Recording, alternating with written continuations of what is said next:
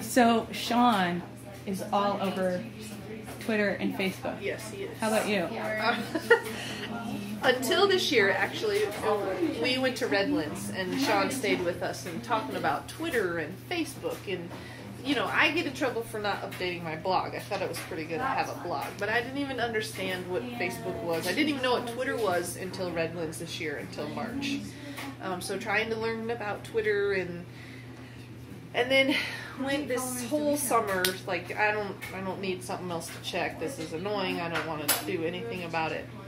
And then I learned maybe in June, I was meeting a friend and we went out for coffee, and she's like, so I heard USADA was at your house, the drug testing people. And I was like, what do you mean?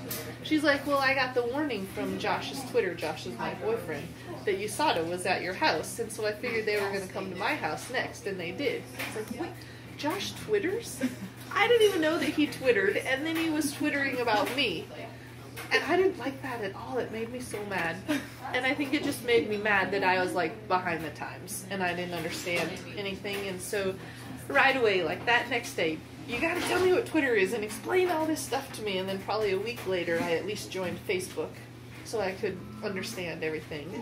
And it's actually really cool. I've hooked up with some people that I haven't seen or talked to in years, and it's really been neat. But Twitter I'm not on. I don't do it yet. But at least I have Facebook, and so I'm catching up with the times. And I got text messaging on my phone, too. That was a turn of events.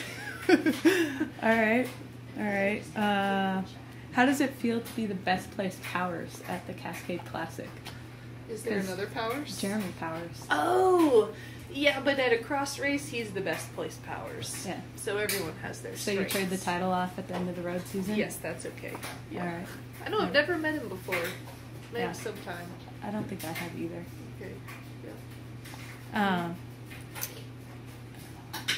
Do you have a coach? Mm-hmm. All right. I do. I have a coach. His name is James Herrera.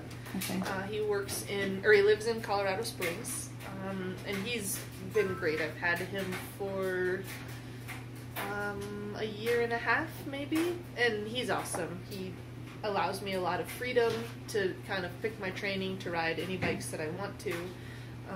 He definitely allows me to dictate the plan, and then he makes it official and makes it work the best for me, which is really great.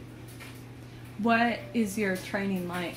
I mean, or what is like a day you wake up, you know, do you train in the morning? Do you like to train in the afternoon? What are your favorite kinds of training rides? It's definitely in the morning, and it depends. I work at a bike shop 3 days a week, and so I start there at 12. So Tuesday, Wednesdays, and Thursdays, I got to get up and get going, eat breakfast, pack my stuff if I'm riding. I live in the mountains outside of Boulder, so if I'm riding down in Boulder, I got to pack my bike, pack my riding stuff, pack my shower stuff, pack my work stuff, pack my food.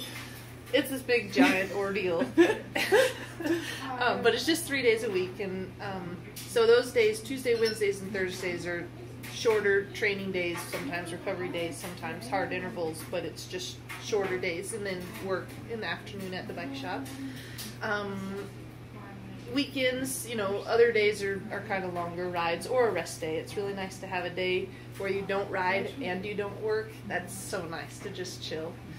So when you don't ride and you don't work, what do you do? I see you're reading. Yeah, that's a good question. I get bored. I do coach. I have 3 athletes right now that I coach. I'd love to pick up some more.